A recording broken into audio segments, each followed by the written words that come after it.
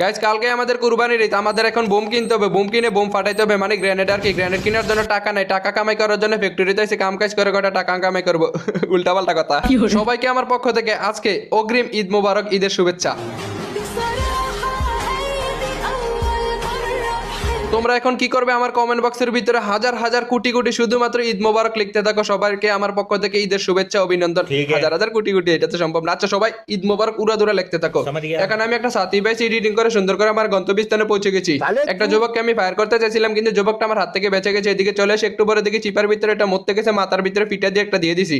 এটাকে লোডবক্স তৈরি করতে চাইছিলাম, তখনই একটা যুবক এসে দিকে আরে আরে ওই বেটা ওই কল্লিটা কিন্তু আমার কিল্লা চুরি করে নিছে। আমি আবার রেগে যাই, রেগে সুন্দর করে একটা ওটুয়েশন মেরে দিয়ে এখানে সানডে মানডে ক্লোজ করে দিছি। 5-6 বছর পরে দেখি আরেকটা যুবক এখান থেকে এসে আকিসবিরি নিতে, আকিসবিরি গন্ধটা নিয়ে একেবারে চলে এসে ওটুয়েশন মেরে সানডে মানডে ক্লোজ। 50 বছর পরে দেখি একটা যুবক লাভ স্থানে বসে, মানে জন্মস্থানে বসে পোলাপেন গুলোকে জন্ম দিতেছে টেস্টার গানের বাড়ি বড়ি খেয়ে এখানে সানডে